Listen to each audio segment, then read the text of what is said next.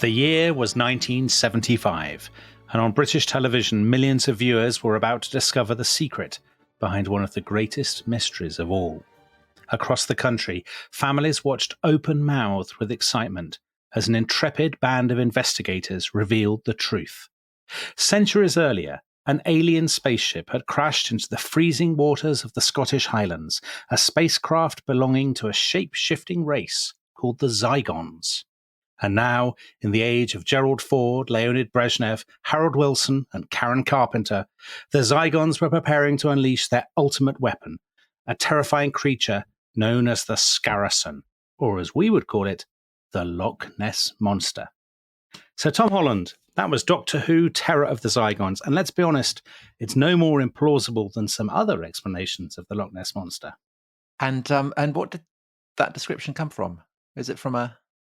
I read that myself. Did you? In which book? No, I read it just now. Did you? Do you not think that? Do you not write bespoke introductions for episodes of The Rest Is History? No, normally I rip them out of books. Well, I'm very impressed. So you didn't write about this in any of your landmark histories of 1970s Britain? Although I could have done, because actually what awakens the Scaracen and the Zygons in that Doctor Who story from 1975 is North Sea oil. Is the efforts to get North Sea oil. So it's very, very timely. Right. So, this takes us immediately to the point of what we're talking about today, which is obviously the Loch Ness Monster. And you may be wondering, why are we talking about the Loch Ness Monster in a history podcast? Because we're not cryptozoologists or anything along that line. Dominic, you're well known for your love of science and natural history. Of course, and all that everybody kind of knows stuff. I love science. But that very specific mid-70s context for the Loch Ness Monster shows, I think, why we're covering it. That it's a historical phenomenon, isn't it? It is a historical phenomenon. So because the 70s, when I was growing up, the Loch Ness Monster was a very, very vivid part of my mental imagination. And we'll come to why later on. I wonder if you had the same Usborne book that I did, which was a book of mysteries that had the Loch Ness Monster, Bigfoot, the Yeti. I did. All of and it's actually these are interesting comparisons because they're very revealing about why people become interested at a particular moment in these kinds of phenomena. Well, I did have that, but I also had another book which was, and I can still, if I shut my eyes, I can visualize it absolutely. It was by a man called Tim Dinsdale, who again may reappear in our narrative.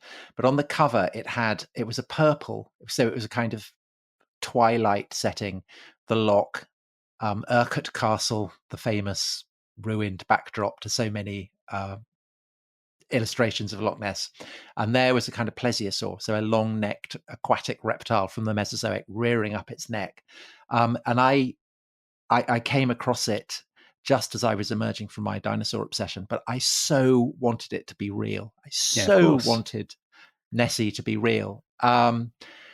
And I think lots of other people did, particularly in the 70s. I think they did. They still do, I think, Tom.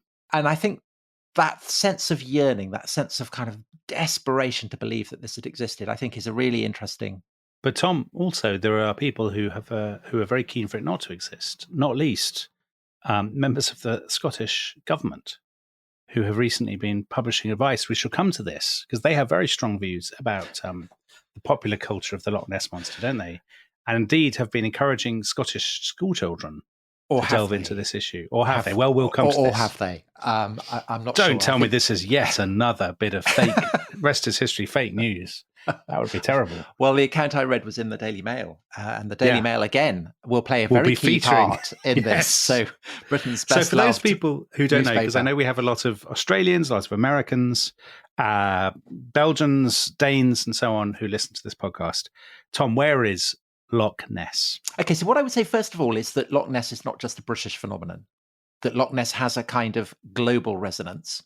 So we make no apologies for dealing with this subject, and it has featured in large numbers of Hollywood films, all kinds of stuff. So the Loch Ness Monster is up there. You mentioned Bigfoot, you mentioned the Yeti. It's one of the kind of the big cryptozooids, I think they're called. You're trying not to say the big beasts, aren't you? The big beasts. The big beasts. So the backdrop to this, the setting of Loch Ness, it's the largest body of fresh water in Britain and Ireland. And it's basically very, very long and very, very thin.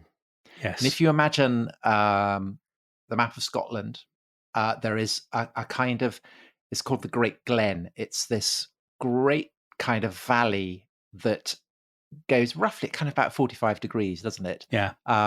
From the south up towards the north. So it's from roughly Fort William to Inverness, isn't it? Yes.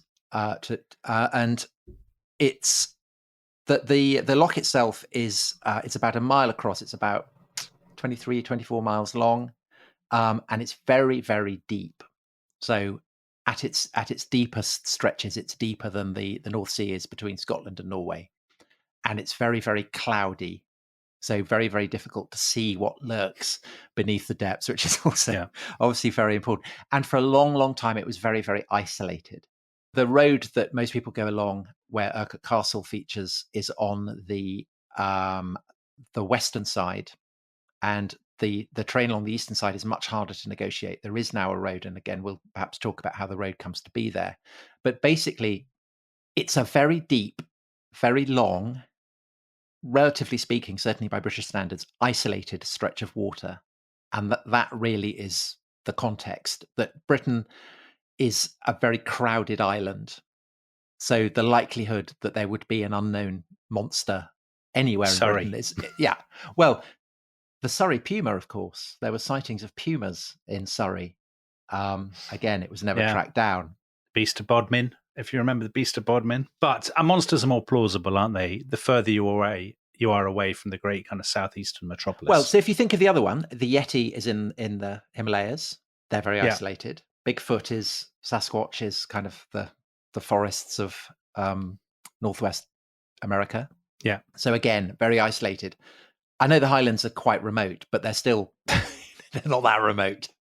So it's extraordinary that the monster comes to have this purchase it does. And I suppose the question that asks is why. And perhaps the best way to look at that is we've got a question from Tom Boat History Golding. Roughly what date is the first recorded mention of a monster in Loch Ness? Well, you have the answer to this, don't you? It's pure Tom Holland territory, this. Well, it's provided. The answer was provided on Twitter by none other than the great Fergal Sharkey. So who's that, Tom? Lead singer of the Undertones. And, of course, the Lorax. People in Britain will know him as the Lorax of the chalk streams. He's been leading a campaign against the despoliation of our chalk streams by predatory water companies. He's one of your walking pals, isn't he? He took me for a walk along the River Ver, which is a river that gave its name to Verulinium. All right, let's get back to Loch Ness. A very historic river. Let's get back to Loch Ness. Yeah, sorry. When is the first mention of the Loch Ness Monster, Tom? Well, as I was saying, Fergal gave us the answer to this. And so he said that he was answering on August the 23rd. And he said that yesterday, so in other words, August 22nd, was the 1457th anniversary of the first sighting of Nessie by St. Columba, famous Irish monk. What's this? The year about the year 565 we're talking 565, 555. So that is supposedly the first dating of a monster in Loch Ness. And St. Columba, are you a fay with St. Columba? I think about St. Columba most days, Tom. But just remind me who he was. Well, he's an actually remind the I know obviously, but remind. Of course you do. He is an absolutely he's a top early medieval saint. He's from Ireland. Columba means the dove. In Irish, he's called Columkilla. I hope I've pronounced that right. Any Irish listeners, let me know if I haven't. Means the dove of the church. And he, like so many of these kind of holy men from Ireland, is of an aristocratic background who then gives it up to lead a highly ascetic life. And it's that kind of process of self-abnegation that gives him his sense of power. But he brilliantly, according to tradition, that it again is, as you say, one of those Rest Is History facts that isn't a fact. But he gets into trouble because he gets embroiled in the first ever battle fought over copyright. So there's a Welsh saint called Saint Finian who has a psalter, and Columba borrows the psalter and makes a copy of it, and then says that he wants to keep the copy of it. And Finian says that he should have it back because he owns the original Psalter, and therefore every copy properly belongs to his. him.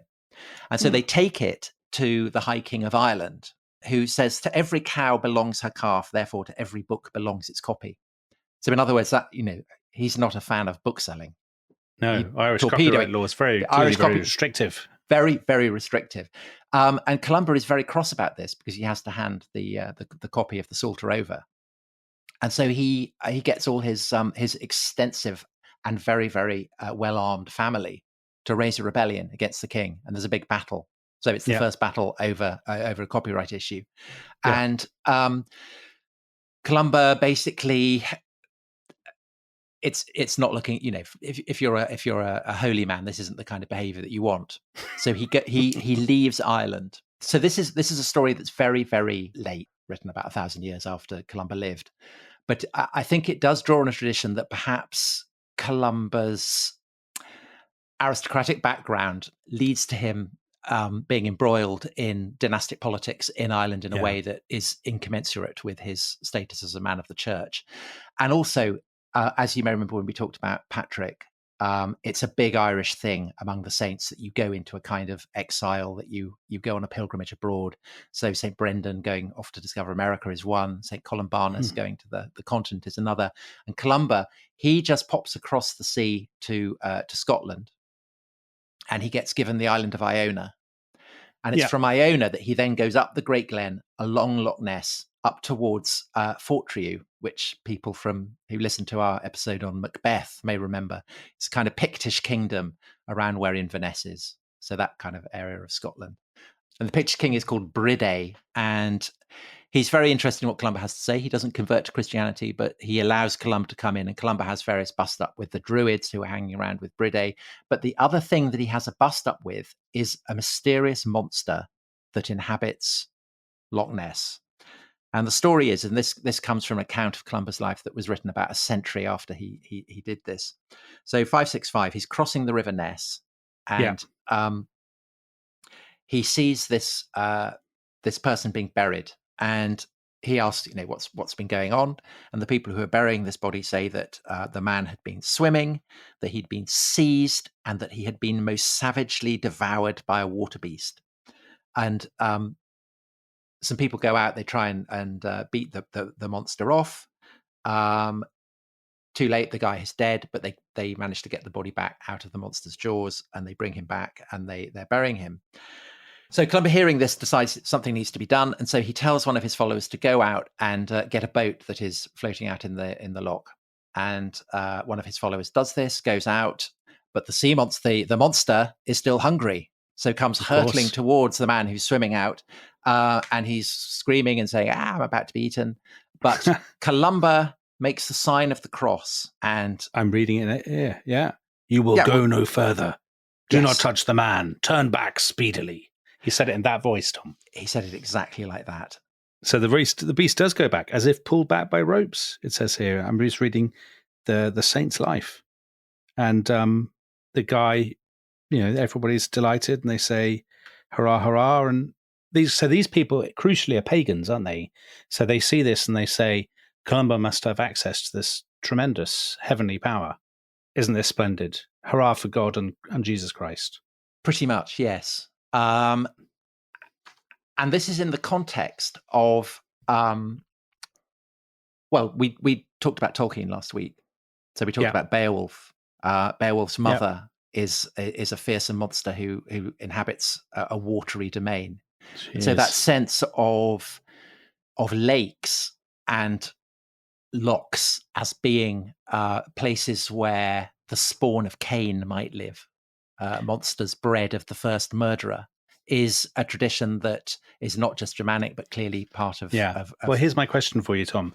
As you're a man, I mean, if there's anybody I know who enjoys saints' lives, medieval saints' lives, you are that man. This would strike me as an absolutely classic saint's life formulaic device, rather than a genuine zoological, topographical description. So in other words, if you read saints' lives, beasts are always lurking in rivers. The saint is using his powers to sort of cast them out or whatever. I mean, especially, what is this, 6th century? I mean, this is an age when people are writing saints' lives, they always follow set formulae, and there's absolutely, surely no reason to believe that St. Columba genuinely confronted a creature of this kind in the River Ness. I'm not sure. I'm not sure about that. I mean, I don't think he did confront the Loch Ness Monster, because I don't think the Loch Ness Monster existed. But maybe some things that make it more specific. I don't actually think that saints go around confronting aquatic monsters all that much. I mean, Cuthbert doesn't do it. Aidan doesn't do it. All these other saints don't tend to do it. I bet you I can find examples of saints who confront malevolent amphibians. But if we're comparing it to Beowulf, I mean, it's more a kind of heroic thing. It's kind of a warrior thing, and it may be I don't know. Maybe it's a reflection of the fact that Columba is of warrior stock, perhaps. Yeah. So we may. I don't know. But just one thing to throw into the mix is that the Picts famously didn't write, so we have no writings by the Picts, but they were very, very keen on sculpting. They're absolutely wonderful sculptures, and they were very keen on sculpting animals, and all the animals are instantly recognizable. But there's one aberration, one animal that doesn't seem to be anything recognizable at all, and it's this kind of strange beast with it's either a very long snout or a beak, something so a bit like a kind of crocodile's jaws and flippers. So maybe that's what inspired the story. Slightly clutching at straws there, but am I not right in saying, though, Tom, that so St. Columba has this confrontation with this beast, but then it kind of goes quiet. I mean, in the 10th century, in the 12th century, people aren't saying, "Gosh, remember there's that monster up at Loch Ness." I mean, no one is talking about the Loch Ness Monster at all. So I'm quoting here from an excellent book that was written 7 years ago by Gareth Williams, A Monstrous Commotion, The Mysteries of Loch Ness, which goes through the history of all these sightings. And he quotes a reference in 1520, a chronicler saying that the monster of Loch Ness is still unkilled, which is very intriguing. Could be a bandit captain or something, though. Couldn't it? I mean, it could be. Yes, it could be. Or a wolf, or some horrible bear. Do they have bears? I mean, maybe they didn't, but that doesn't mean, that's pretty vague. It is. Your searching skepticism is yet again puncturing the balloons of hope. But I think it reflects the fact that, as we said, that Loch Ness is very, very remote and isolated, and that again, of course, going back to Columba, is a key part of it, because the whole thing about saints is that they go to very remote places. That's the mark of a holy man, whether it's a desert or whatever. So in a sense, going to the shores of a remote loch is part of that tradition. And basically people are not going there until the 18th century. Yes. So we mentioned how it's the western side that is much more easily approachable. The eastern side, very, very hard to get along because of kind of sheer cliffs and everything. And the guy who changes that is a man whose name must forever live in infamy, General Wade. Well, I think you're being a bit harsh on General Wade. Yes, because General Wade is an 18th century general, isn't he? And he's tasked with building these military roads. In the aftermath of the Union of England and Scotland. There's been a Jacobite uprising, and the Hanoverians are very keen to bring the north of Scotland into the sort of the orbit of the newly formed Union. And military roads are to enable, people to march quickly if there's another Jacobite rising or something. So I guess, is General Wade badly regarded in Scotland to this day, Tom?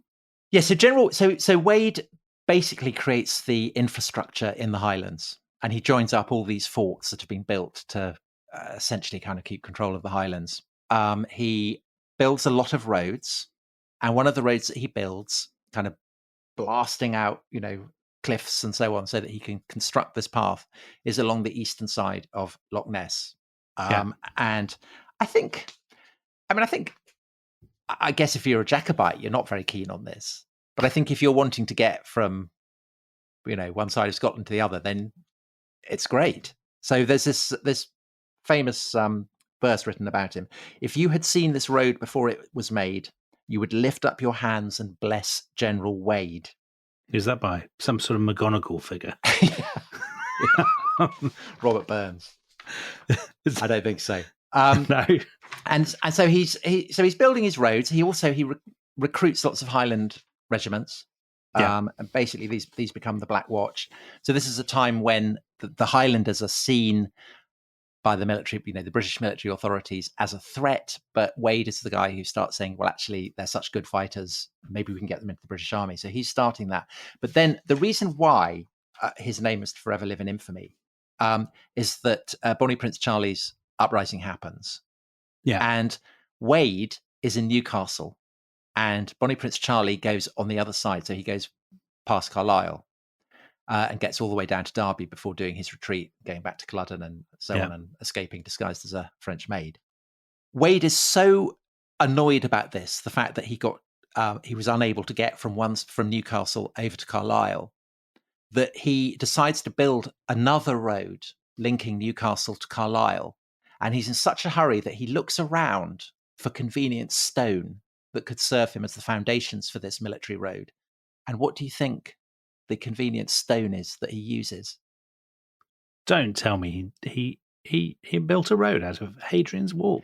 He does. So General Wade is the guy who basically destroys Hadrian's Wall. And the reason why the only stretches of Hadrian's Wall that survive are in areas where, rugged cliffs and so on, is because General Wade didn't want to go there. Still, I bet he got a bloody good road out of it, I imagine. Yeah, fine. So that's why not a fan. Not a fan. Anyway, so Wade builds this road, and it's known as Wade's Road, and that opens up. People can now start going down Loch Ness on both sides, and basically, it's from this point on that you start to get kind of mentioned. So there are people, there are workmen who, as they're building the road, who report seeing two leviathans, so two giant creatures. They think they might be whales. Yeah. Then through the 19th century, occasional reports, but I mean, these reports are nothing. They're insubstantial, will-o'-the-wisp reports of exactly the kind that you would get, aren't they? Yeah, all over the place. People who've actually probably seen a big fish, a seal, a wave, a boat. It's a stormy drunk. Day and they're drunk or they're just romantically inclined and they think they've seen something. Gosh, we saw something in the water. And probably their account of seeing something would be utterly lost and forgotten were it not for the fact that people started looking back and sort of, delving through the archives to find every fleeting reference. Yes, but I think also it's a bit like, a snowball going down a mountainside, that it picks up velocity as it gathers weight. So 1888, there is a guy who's clearly been drinking too much whiskey who claims to have seen a monster like a large salamander. So that makes it into the newspaper. I mean, a salamander, that's not... well, that's like a Zygon, isn't it? Yeah, that's not the conventional image of the Loch Ness Monster, is it? A salamander? No, it's not. And by the end of the 19th century, it's become sufficiently well known that people in America are, in newspapers can write about it, about there being a monster in Loch Ness, and it's kind of part of the Highland mythology. But you're right, part of the romantic evocation, I guess, of the Highlands as a wilderness. But I would guess no more than, say, the story of black dogs in Norfolk or something like that. It's if you're interested in folklore, perhaps you're aware of it, but most people, it's barely intruding. And then that changes with the 30s. And in the 30s, I think you could legitimately talk about Nessie mania. So before we get to the 30s, Tom, can I just interrupt you a second? Because am I not right in thinking that the top necromancer, Aleister Crowley, he was involved with Loch Ness in some way. So for those people who don't know, he lived at the kind of turn of the 20th century. He was sort of Mr. Black Magic, the occult. He was the guy who in many ways popularized the occult. And I'm very happy to say, Tom, he's the third person in recent months to have appeared on this podcast who went to my old school. Did he? Aleister Crowley went to your school? He did. So he joins James Jesus Angleton, demented CIA counterintelligence chief, and top wardrobe purveyor C.S. Lewis. Yes. As fellow old Malvernians like me. So but they weren't. God, imagine C.S. Lewis and Aleister Crowley together. They must have been. I think they were different generations, to be fair. They weren't in the same rugger team. No, they didn't share a dorm. So Alistair Crowley, he lived near the loch, didn't he? He wore a kilt and sort of pretended to be a laird. Yes. But didn't he put up signs? What I'm seeing from your notes, he put up signs warning people about the Columba Maverick, who he basically invented a monster to keep people off his land. We didn't even say it was a monster. He never said what this Columba Maverick was. He just put the signs up, and people became so terrified of him that they wouldn't go on his land. So it obviously worked. He claims that he invented the Loch Ness Monster, does he? Well, he did subsequently. Yes, he did subsequently. But this is drawing on the reputation that he was already getting as a man of deep wickedness who summoned up demons and devils and so on. Yeah. So I think I don't think that. I mean, once the Loch Ness Monster's become famous, then Crowley comes in and says, "Yes, it was all me." But I don't think that is part of what's feeding into it. And so the question of what does feed into it, therefore, becomes incredibly interesting. And I think that what we should do, I think we should take a break now. And I think when we come back, we should look at what happened in the 30s, Nessie mania, why it might have happened, and then the kind of the aftershocks of that. I hope I'm not going to spoil it for people when I say that I believe one of the world's finest newspapers may well have been involved. Am I right, Tom? You are right. Go on. Join us to find which paper after the break. Which could it be?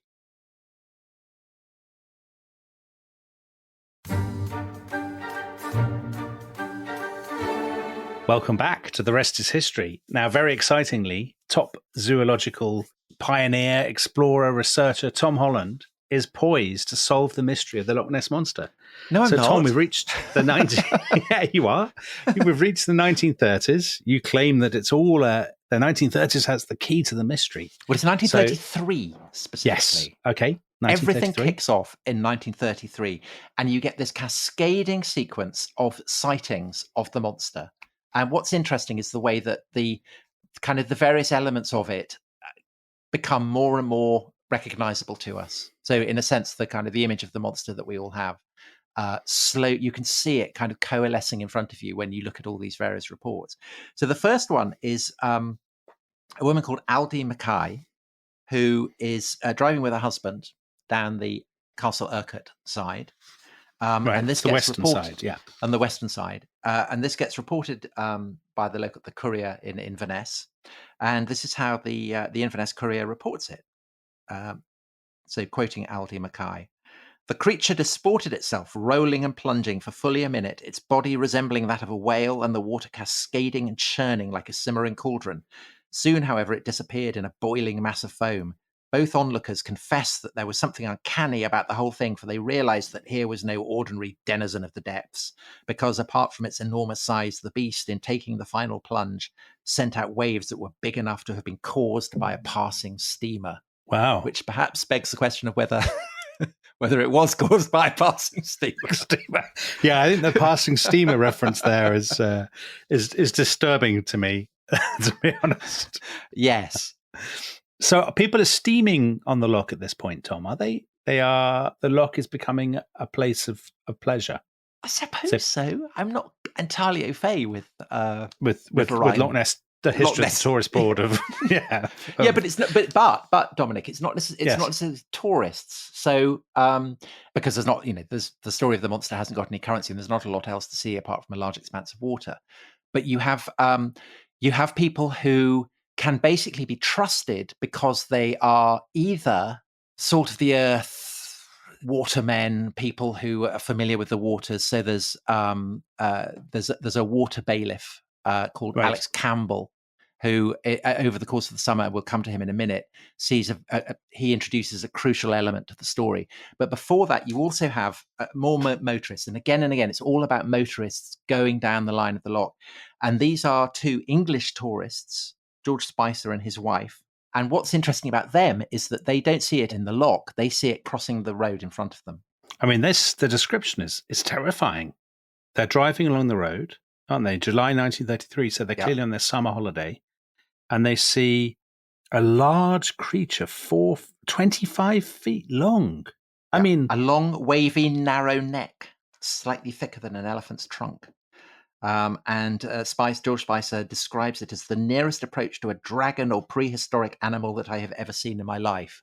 which may be saying nothing because presumably he'd never seen a dragon or a prehistoric animal. He says it before. had an animal.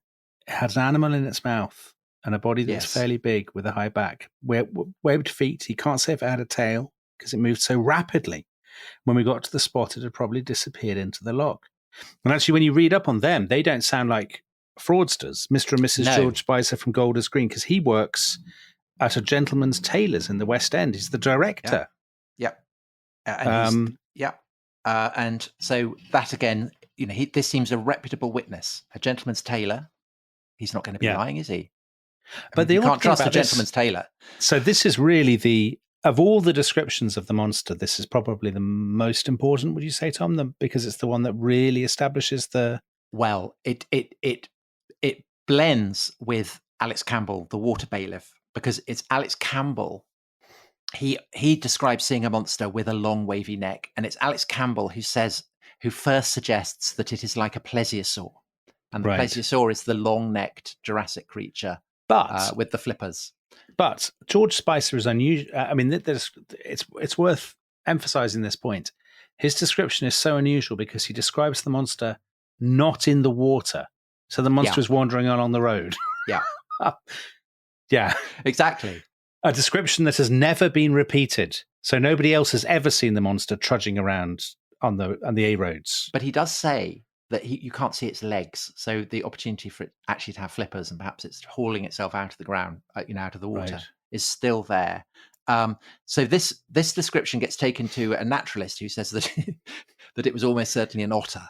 must have been an enormous otter, 25 feet long. Right. So this is what Mr. Spicer's reply, that the creature he had seen was far too big to be an otter, and Spicer goes on to say it should definitely be killed. Yeah, that's the British spirit, the English spirit, isn't it? Shoot it.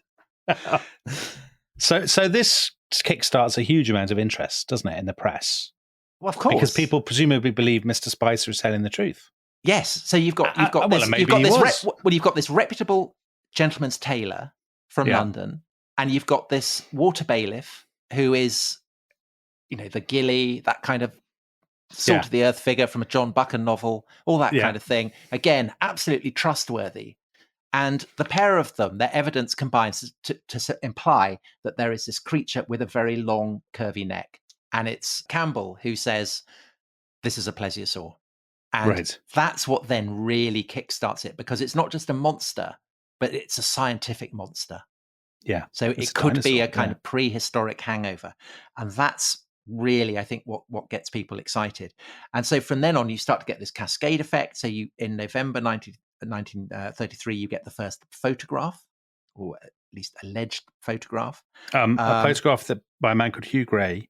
And I see from your notes, it says a photograph that's actually believed to be of his own dog getting a stick from the loch. So, I mean, I hope if there are Loch Ness Monster enthusiasts listening to this who are dismayed by my skepticism, I have to warn you, there is more skepticism to come. Yes. But yeah, so that photograph is not definitive evidence, I think it's fair to say, Tom. And then what hots up is that you start to get eccentric figures coming up. The kind of the image of the big game hunter, or the kind of Professor Challenger figure from the Conan Doyle stories. So the first monster hunter is a man called Commander Rupert Gould, who, as his title implies, had been in the Navy. He was very kind of eccentric man who loved going down rabbit holes to some effect, because he is the man who discovered John Harrison's chronometers, which are, the latitude guy. Okay. And he'd found these chronometers kind of buried away in the National Maritime Museum in Greenwich, and he got them finding out. Some chronometers in a museum is not the same as finding a monster in a loch. It's not, but these chronometers are a big deal, and they've been ignored, and he's dusted them down and he's produced them. So he has this. I'm telling you now, we're not doing a podcast about the chronometers. I know we're not. But he is also, when he's not mending chronometers, he's obsessed by the idea of sea monsters, the idea that there are long-necked creatures out in the ocean. But he's the obvious person to turn to with the idea that maybe it's actually in this loch. And he gets funding from a guy who is he's the heir to, I think it's Dundee Marmalade. which is the most popular, very big marmalade. Yeah. Big marmalade in 1930s Britain. A guy called Alexander Keeler, who is has nymphomaniac qualities. He's a sex addict, and so when he's not being a sex addict, he's funding Commander Rupert Gould to go after the Loch Ness Monster. However, Rupert Gould is not the only hunter, and this, Dominic, is where Britain's best loved newspaper comes in. Well, just before we come to Britain's best loved newspaper, I just want to put forward a theory, which is, of course, we're in the 1930s, so the world has been mapped, and the days of Victorian explorers are kind of over, aren't they? I mean, even the poles have been conquered. So the obsession with creatures of the deep, I mean, this is a generation that is actually, you mentioned Professor Challenger. These are now people who've grown up reading Conan Doyle's The Lost World, I suppose, aren't they? And they, there are no more worlds to conquer other than the deeps. And so if you fantasize about lost kingdoms or surviving dinosaurs, the oceans are really the only place to look, I suppose. Do you think, Tom? I think that's absolutely true. Well, let's look at this further when we've described the next character who turns up. So you mentioned the newspapers. And the newspaper in question is the Daily Mail. So for people, I know we have a lot of overseas listeners. So that's basically the British equivalent of Le Monde or El País, newspaper record, I think people call it. That's not entirely true. Is there an equivalent of the Daily Mail in other countries? I'm not sure. I think these days it's actually the Daily Mail. I mean, it's much detested by people on the left, much written for by people like Dominic. Well, would be fair to say. Well, the Daily Mail is enormous in the popular culture of the early 20th century. So it's founded in the 1890s by Alfred Harmsworth, and it is sort of attention-grabbing journalism. And what the Daily Mail does a lot in the 1920s and 30s is stunts and wheezes. So they're always sending people to discover things, or they're investigating mysteries, or they're inventing hats, or they're sponsoring, the first British radio broadcast, Nellie Melba on the top of a department store. So they're always doing these kind of, they've constantly got gimmicks, I guess. Yeah. And this maintains their audience. I mean, their core audience, which is a sort of populist audience, sort of lower middle class, ordinary people who can't be bothered to read the Times, which is also owned by the same newspaper baron at one point. They don't want to wade through sort of turgid prose, sort of column after column of it. They want fun and they want sensation. This is before television, so it's a kind of, it's the closest you get to I guess a kind of documentary about aliens on the History Channel or something like that. Right. That's basically what's going on here, because the editorial team see the photograph that may be of this dog, but is being marketed as the photograph of a monster. And so they decide that they want proof, and they want to blazon it over the front page of the newspaper. And so this is the first intrusion of the London press into the story. So up to now, it's all been local newspapers, particularly based in Inverness. And so suddenly the London press turning its attention to Loch Ness. And they employ, even as Commander Gould is out on his boat hunting for the monster, they employ an extraordinary figure called Marmaduke Wetherell. You couldn't make him up, because he's great. No. So he's an actor, but he's also a big game hunter. Do you know what he'd performed in? He'd played both David Livingstone and Robinson Crusoe in films he'd directed and written himself. Yeah. That's the kind of man we're dealing with. Absolutely. And that sense that he's both he's an actor who's kind of played people who've been into Africa on great quests, like David Livingstone. But he's also a big game hunter who's been to Africa on quests, is absolutely kind of redolent of that mood in the early 30s, I think, isn't it? Of the way in which the kind of the traditions of Victorian daring do and imperial adventuring are starting to cannibalize themselves. Because actually, there's, as you say, there's not much of the world left unexplored. And so if you're going to have thrills and spills and explorers, you need to start migrating to film, lost valleys of the Amazons or whatever. Yes. and there's obviously a very obvious cinematic example of this that we'll come to when we've finished our roundup of all the sightings. But of course, Wetherell cannot afford to come back and say it's all hokum, can he? I mean, No. it's both in the Daily Mail's interests, but crucially in his interests, that he, this sort of bearded, this sort of Professor Challenger figure, as you say, the Arthur Conan Doyle character, he absolutely needs to come back with something. And for 2 days, he finds nothing. And then on the third day, Tom, what happens? So on the third day, he's on the kind of the really wild eastern side, the General Wade's Road side, which is mainly rock. So very little mud. But he comes across a very short patch of mud. And there, remarkably, are some stunning prints. And they're 8 inches across. And they've got 4 short-clawed toes. And they look a little bit like a hippopotamus. But obviously it can't be a hippopotamus because you don't get hippopotamuses in Loch Ness Monsters. And nearby are another set of prints. And this is obviously a massive stroke of luck because it seems that the monster, if it is the monster, has walked across one of the very few stretches where the imprint of its footprints would be left. So incredible. And so Wetherell wires back to the Daily Mail, have found the monster, and the Mail clears its headlines. Monster of Loch Ness is not a legend, but a fact. Well, that's the kind of understated page. headline you would absolutely expect. So huge excitement. And only once they've run the headline do they then send the prints to the Natural History Museum in London to see if they can identify it. And they say the Natural History Museum say? They say that it is not the impression of any known aquatic mammal in the British Isles. But they continue to do the research. And in the new year, so early 1934, they reveal that it is in fact a hippopotamus footprints. And it's a single footprint. So in other words, it's a single footprint of a hippopotamus that has been pressed down into the mud over and over again to make it look like there are multiple footprints. And they suggest, the Natural History Museum suggests that it's a hunting trophy, a hippopotamus foot that's been converted into an umbrella stand, which is very much the kind of thing that's such a 1930s story. 1930s. You kill a hippopotamus and you turn one of its legs into an umbrella stand. So I think this is a story that speaks very well of Marmaduke Wetherell, actually, because he is a man who clearly had the foresight to travel to Scotland with a hippopotamus foot umbrella stand in his luggage, just in case. Just in case. Because go on. Well, perhaps, but I think more probably it wasn't him; it was someone else who did it.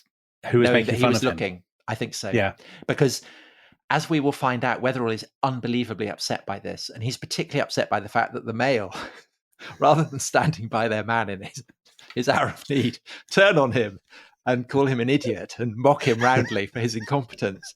And again, goes all over the front page. I can't believe they would have done something like that, Tom. Shocking behaviour and very unlike anything you get from it now. So Wetherell is left very, very embittered and with a big grudge against the Mail and against everybody involved in the search for Nessie. So he withdraws, licking his wounds. But over the course of 1934, more and more extraordinary developments happen. So, and again, you get people. The witnesses who cut through are witnesses who everyone can recognize as being reputable and reliable. Yeah. So, early in January, you have a veterinary student on a motorbike who almost runs into the monster. So, Dominic, that's another one where the monster is out and about, roaming around. Odd that it doesn't happen so much these days, but there you go. And the veterinary student again says that it looks exactly like a plesiosaur. So, and then in April, the evidence is stacking up. In April, you get probably the key piece of evidence, and it's in the form of a photograph, and it's a much better photograph than the photograph that looks like a dog's head. And in fact, I would go so far as to say it's one of the most famous photographs of the 20th century. It's the photograph that everybody's seen. Yeah, it's the famous. We'll have publicised this podcast with. Yeah. So it looks like a plesiosaur. That's how you would describe it. It's a long neck creature with a hint of back, and there are kind of ripples around it. black and white, and you would know it if you've seen it. Yes. And this is known as the surgeon's photo, and it was taken in April 1934. And it's called the surgeon's photo because the person who took it was both a surgeon but didn't want to be named. And again, this reticence was seen as something that suggested that, the accuracy of it, because he clearly wasn't. Not after publicity. He's not after publicity. And it turns out, so that the surgeon is a man called Robert Wilson, who's a gynecologist, has rooms off Harley Street. And the whole, again, this is another character who seems sprung from a Buchan novel. The kind of the hint of tales of imperial daring do. So he is born in Madagascar. He's the son of missionaries. He goes to boarding school in England. He comes of age during the First World War. The day that he becomes of age, he rushes off, enlists, serves very valiantly and well in the First World War, gets mentioned in dispatches, comes back, sets up his medical practice, and he is the person who produces this photo. And the Daily Mail get hold of it. They crop it to make it look as impressive as possible. They put it on the front page, and really that is the photograph that makes it not just a global, a national talking point, but a global talking point. And basically everyone is obsessed by it, to the degree that even Nessie's MP runs into it. So Sir Murdoch MacDonald, who's the MP for Inverness-shire, and he's driving with his son early on the morning of the 8th of August, and he sees Nessie, his most famous constituent. And it's two blackish grey humps moving slowly south. And it's not just the MP who sees it. It's also seen, and I'm quoting here Gareth Williams, A Monstrous Commotion, his great book, says the sight was witnessed by a semi-naked Yorkshireman who sprang out of his caravan with binoculars and confirmed that it was neither a tree trunk nor a boat.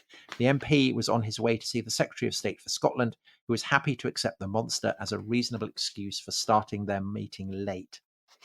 So you've had an MP, you've had a semi-naked Yorkshireman, you've had a veterinary student, you've had a surgeon, you've had a water bailiff, you've had a gentleman's tailor. Okay, these my are skepticism broad is routed. Array of very, very respectable figures. Although, so the surgeon's photograph, the photograph that we're all very familiar with, people have analysed it very closely, haven't they? Well, they've discussed the ripples, they've discussed...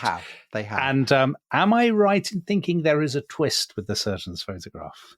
There is a twist. Should we reveal the twist now, or should we say? Well, it's your choice. You're enjoying yourself far too much, so I'm going to let you decide. Okay, so the twist is that the surgeon, and this was discovered, I think, in the 90s, to everyone's huge disappointment, that it was a fake. And it was faked by our old friend Marmaduke Wetherell, who did it with an associate of Robert Wilson. And they went to a kind of, a shallow part of the loch, and they made a model of it and they photographed it. And basically, if you look at the original photo before it got cropped to go on the front page of the Mail, it looks much more like a fake than it does in the famous version of it. And so they bought a toy submarine, hadn't they? And they made a sort of wooden thing to go on the top. Yeah. Basically, Wetherell did it to get his own back. But in a way, the laugh was on him, because everyone, I read this, took it so seriously. He thought he would make fools of the Mail by getting them to print this story on the front page. But they did, and it was tremendously successful. Massively boosted the circulation. Hurrah! Yes. Yeah. As sort of as revenge goes, it wasn't very successful. Now that's not a salamander. It's not a salamander. But that, of course, is the image that we now. So it's the dinosaur image, isn't it? And I suppose the 1930s, is an age of tremendous scientific interest in dinosaurs, of popular interest. So you can see why it caught the public imagination. But I think that. We talked about film, and we talked about adventure stories where people go to remote areas of the world because basically there aren't any remote areas of the world anymore. And the most famous cinematic example of that is King Kong. Yeah. And King Kong comes out in London in spring 1933. And it comes out I think it reaches Inverness by the summer of 33. Very good. And in King Kong, I don't know if you remember it. There's a sequence where King Kong is King Kong is the giant gorilla, gets brought back to New York and climbs the Empire State Building. Everyone knows that story. But on the island, King Kong lives there surrounded by dinosaurs. And the big game hunters who are going off to capture King Kong and get Fay Ray back from him, as part of this expedition, are shown crossing a swamp in which a long-necked dinosaur, so a sauropod, emerges. Sauropods were vegetarian but herbivorous, but in this they're very carnivorous and ferocious. And they upend the boat, and then the monster chases the fleeing explorers through the jungle. And the profile of that monster in King Kong is very, very like a lot of the drawings, and then in due course the photograph, the surgeon's photograph that you get. And it's hard to think that it's not influencing it, because the degree to which the monster comes to be described as a plesiosaur almost exactly maps onto the screening of King Kong. Yeah, I mean, I'm sure not deliberately, but it's just such a kind of dramatic, such a dramatic image. And as you say, I think that it is a kind of an expression of, a yearning for those tales of daring do in distant climes in a world where everything is closing in. Well, you were talking about motoring, smaller, weren't you? So, I mean, the 30s is a golden age of motoring. People getting cars for the first time, new roads, and so on. Yeah, so Wade's Road has been given an upgrade. Yeah, as well. That's so the Highlands have kind of been opened up to an extent to lots of visitors. So you've got a tourist industry that is taking off, but at the same time, I suppose there's also an anxiety that the world is becoming, the anxiety that we're so familiar with today, that the world is becoming globalized and homogenized, and a yearning, therefore, for places to have this kind of romantic, epic grandeur and mystery and this sort of primitivism, I suppose. I mean, this is what the Scottish government's education materials that recently caused headlines in Britain about Loch Ness. This is what they point out, isn't it? This is what they say, that the Loch Ness Monster is, in a way, it's part of the same kind of romanticization of Scotland as you get with Kilts, Tartan, Rob Roy, Braveheart. Do you not think, Tom, there's a bit of that about it? It sort of locates Scotland as a place where there are dinosaurs, in contrast to cosmopolitan, metropolitan, urban England. Or the lowlands of Scotland, more pointedly, because it's absolutely a Scottish story. I mean, the Daily Mail comes crashing in from London as an outsider, but it's absolutely not an English invention. It's not an English projection. I saw Alex Massey, very distinguished journalist and columnist, he's kind of, tongue firmly in his cheek, was asking about this. It's the Loch Ness Monster comes from Scottish traditions, and it's Scots who initially see it. And of course, Loch Ness Monster has been a fundamental part of how Scotland marks itself to the world. It's a crucial part of the tourist infrastructure. It brings people to the Highlands. And that is something that starts right from the beginning, that you are having, so people are huge numbers descend on Loch Ness over 1933 and 34. There's this extraordinary story. I was tipped off about this by Neil Kay on the Discord, that Scotland's first football floodlights were taken away to be used to highlight the loch. So this had been put up by Caledonian FC and Inverness. And this was kind of very innovative. They were the first football club in the country to use floodlights in this way. And I think they'd used them for about 3 or 4 games. And then somebody bought them to put up on the shores of Loch Ness to kind of try and highlight the presence of the monster. And the poor club only got their floodlights back again in 1959, which is very sad. But people throughout the post-war years, so by this point, the monster had, I guess, become embedded in the national imagination, in the world's imagination, become part of the tourist industry. But you do get quite distinguished people, don't you? You do. A man who was the curator of fishes at the Natural History Museum. So one of the things that happens just before the world goes into war, and I think also one of the other reasons why it kicks off in 1933 and 34 is this, the Depression. It's coming to power of Hitler in Germany. It's a really dark time. and people want cheering up, and it's a kind of perfect story. And I think that it's a bit like the discovery of Tutankhamun. It's a good news story, and it's a quest. And I'm sure that the Shadow of Tutankhamun, which again has this kind of interface with the press, quests, dramatic characters, kind of big game figures, all these kind of panoply of characters who you might recognize from a film.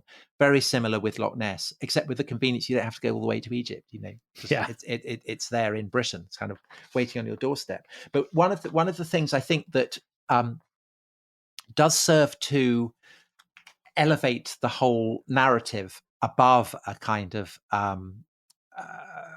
King Kong level is in 1938, a fish called the coelacanth is discovered in waters off South Africa.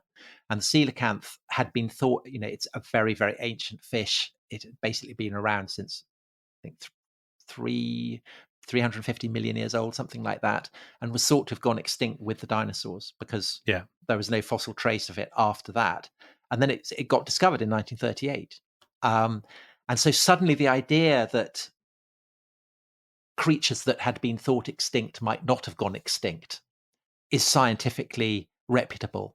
And that is something that feeds through the war years, through the 40s into the 50s. And yes, and as you say, so in the 50s, the curator of fishes at the Natural History Museum, so he's a guy who's absolutely on top of the coelacanth and the implications of it. He's at Loch Ness. He sees a large humped object going through the water, and he's convinced it's a plesiosaur, and he rushes back and tells everyone. And the Natural History Museum are not amused, and he gets forced out. Well, he presumably wanted to see it. Do you think, Tom? He wanted to see the monster. Yeah, probably. But the person who really kind of kickstarts the whole obsession again in the 60s is this guy, Tim Dinsdale, who wrote the book that I mentioned at the start of this episode. He's an aeronautical engineer working at Heathrow. I mean, the most unromantic location imaginable. And he's on holiday in the Highlands in I think spring 1960, and he sees Nessie, and he's got a camera, and he films it. And it's that footage that people can actually look at it, and this attracts the attention of a very, very distinguished figure, a man called Sir Peter Scott. And Dominic, you mentioned, you specified how the world is shrinking because people have been to the poles.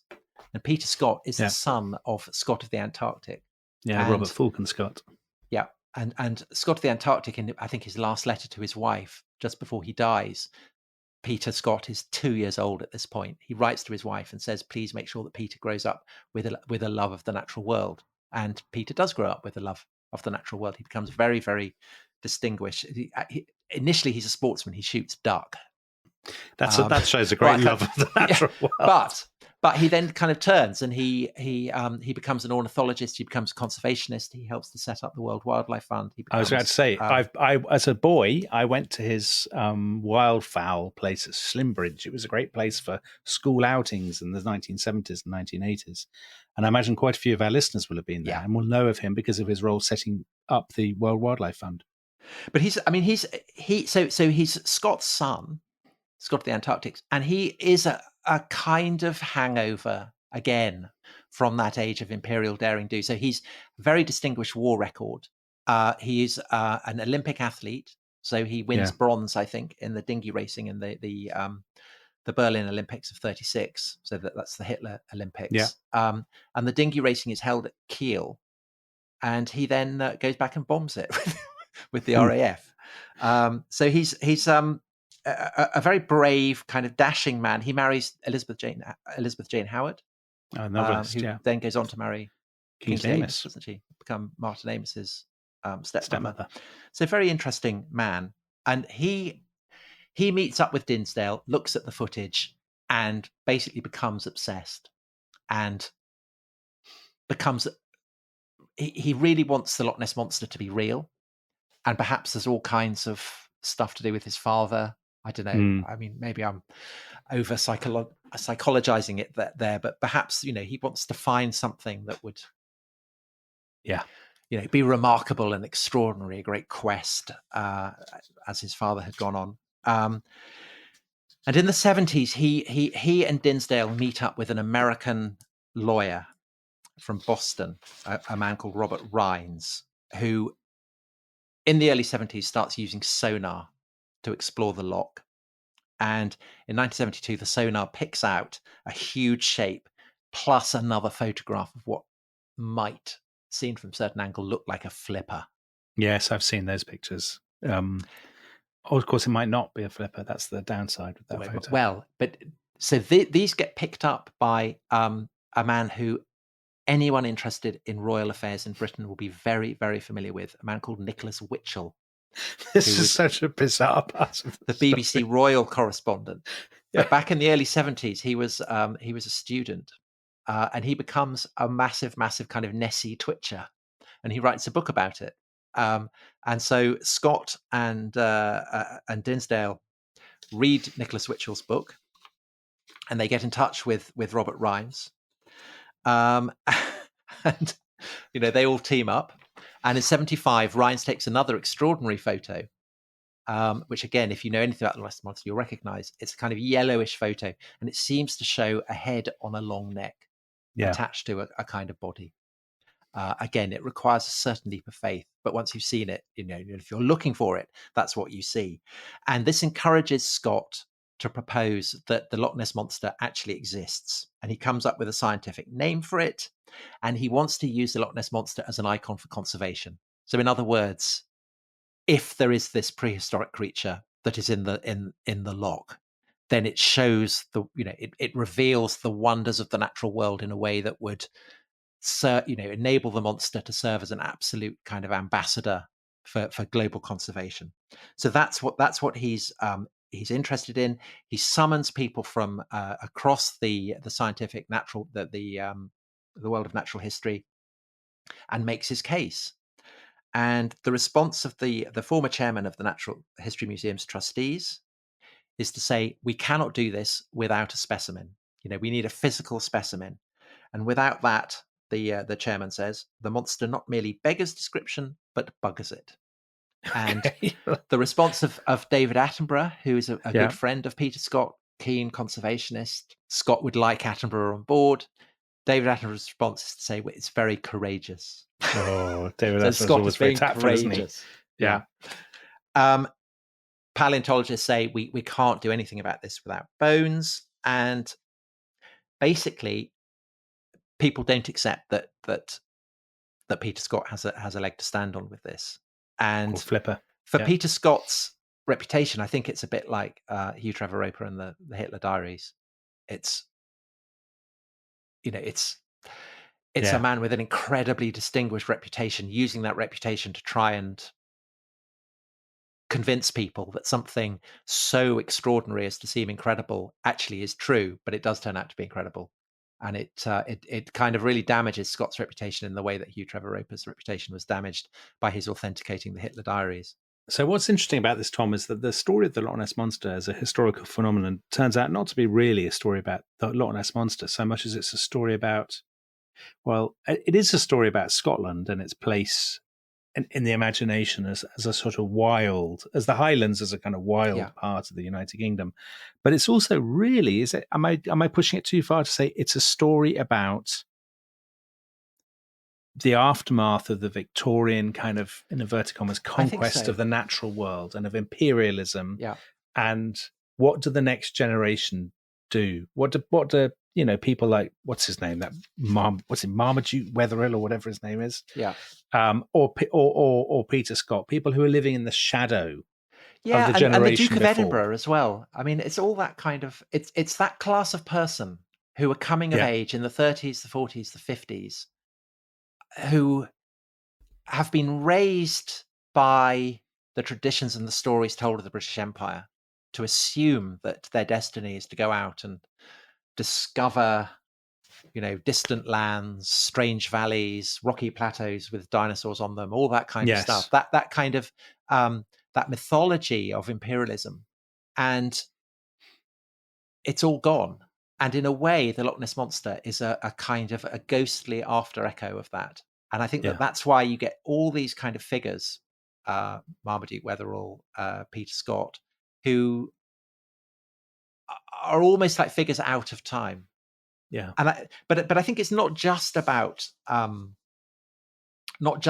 imperialism. I think it is also about a growing anxiety about the depletion of the natural world, about the collapse of biodiversity. I mean, people wouldn't have put it like that in the 50s, but Peter Scott was an absolutely committed conservationist, and I think that he was onto something with this idea that the Loch Ness Monster might be an icon, because in a way, our yearning to believe that the Loch Ness Monster exists, our yearning to believe that a plesiosaur might have survived extinction, is expressive of our longing to believe that, huge numbers of species can survive extinction. Yeah. There are more recent creatures where, so the thylacine, which is a marsupial creature in Tasmania that was wiped out. People again and again and again report seeing it in Tasmania. It always turns out not to be the case. But it kind of speaks almost of a kind of guilt, I think. Yeah. And it's interesting that the Loch Ness Monster coincides within 20 or 30 years with both Yeti and Bigfoot. So Bigfoot in America.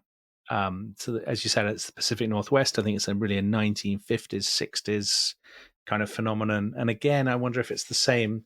The United States is being opened up by Eisenhower's, highways, by air travel and so on. And people want to believe that there's a bit of the wilderness left. And whether that's guilt or whether it's romanticism or exoticism, I mean, who can say?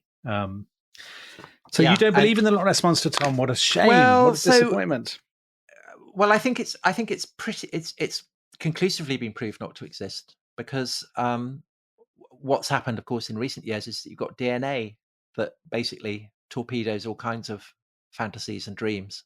And they did a study of the DNA in Loch Ness, and there is nothing unusual at all in the genetic material. Right. So, if there was a Loch Ness Monster, it's not there now. So that's very sad. Top party pooper, Tom Holler. Yeah. But just we talked about the Scottish tourist industry. Just one shout out for the Scottish tourist industry, because have you been to Loch Ness? I've never been to Loch Ness, Tom. Okay, well, it's great. I mean, it's really worth it. If you've had any interest in Loch Ness Monster, to go there to look at the castle, to stand, it's all very familiar. But they have a magnificent a museum devoted to it, and you go round all this museum, and the final room, it's saying, what was it? And I was fully expecting them to say it was a plesiosaur or something, or we don't know. And they say it was a sturgeon. That's really? that's what they. I thought that's really admirable that you've got this massive cash cow that tourists come all over the world for. You basically say you've been, no, it doesn't exist. So kudos to whoever runs that museum. Okay, I think we've put that one to bed, as it were, don't you, Tom? That we have, yeah. And on that bombshell, we will say goodbye, and we will see you next time. Bye-bye. Bye-bye.